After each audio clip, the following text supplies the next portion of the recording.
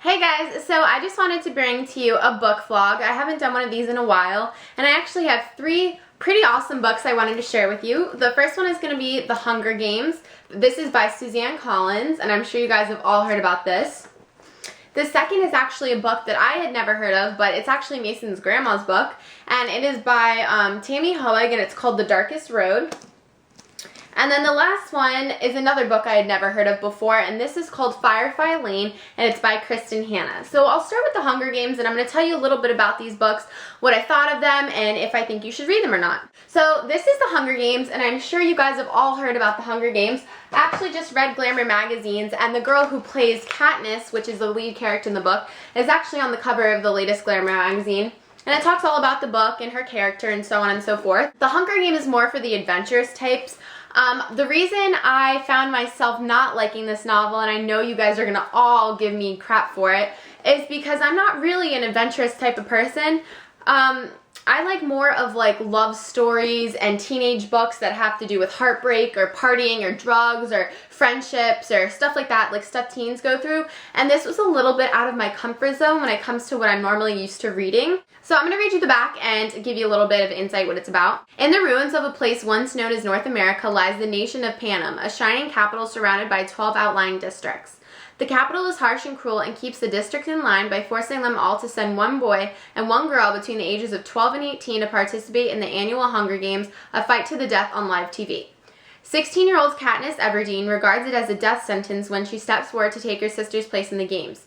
But Katniss has been close to death before, and survival. For her, it's second nature. Without really meaning to, she becomes a contender. But if she is to win, she will have to start making choices that weigh survival against humanity and life against love. I've actually read Stephen King, and it's called The Long Walk. And it's, for some reason, the Stephen King novel kind of reminded me of the Hunger Games novel. It's basically like two people from a district, which would be like two people from Santa Monica or something like that, would fight. And they're chosen to fight against other people like from San Diego or from LA, stuff like that.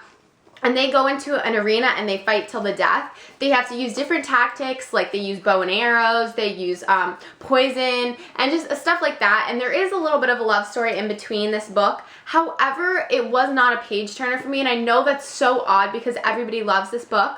But for me, it just didn't do it. And I did read it, but I'm not going to go into the second and the third book. However, a lot of people like this book, so I can't personally bash it, but it wasn't my taste. But I know so many people love this book, and it's actually becoming a movie, and I probably will go see the movie just to see how it compares to the book.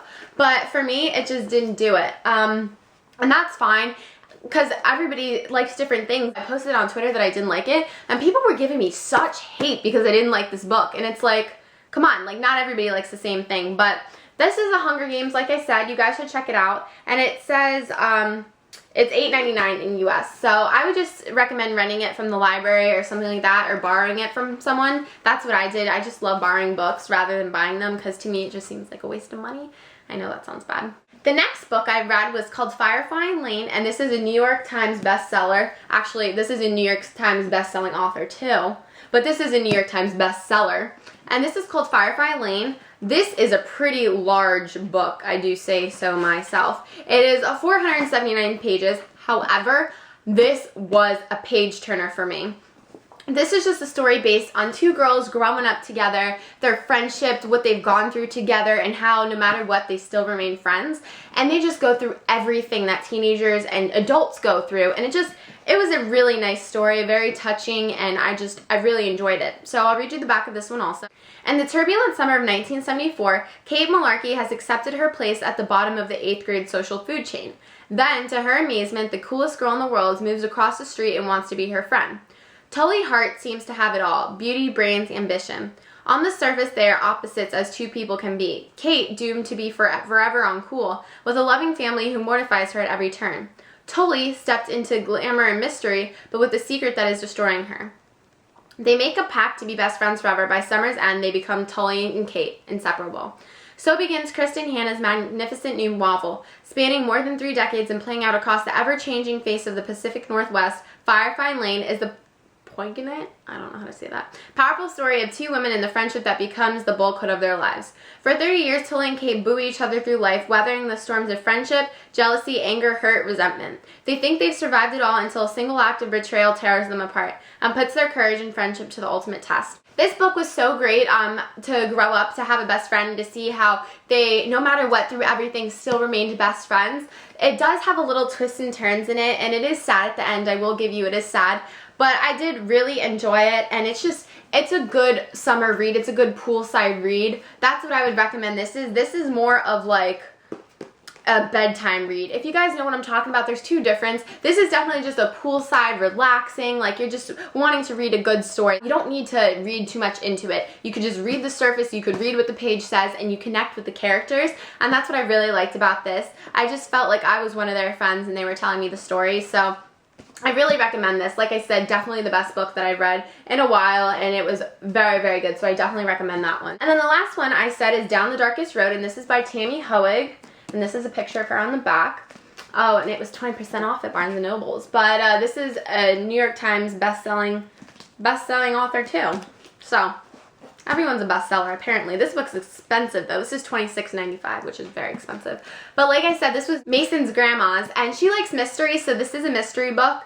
And I'm not really a mystery person. Like, I don't really have a preference. I just read what the little description. If I like it, then I'll read it. But if not, then I just put it down. But this is a mystery, and it's about a girl who gets abducted. So I'll tell you what it says on this one.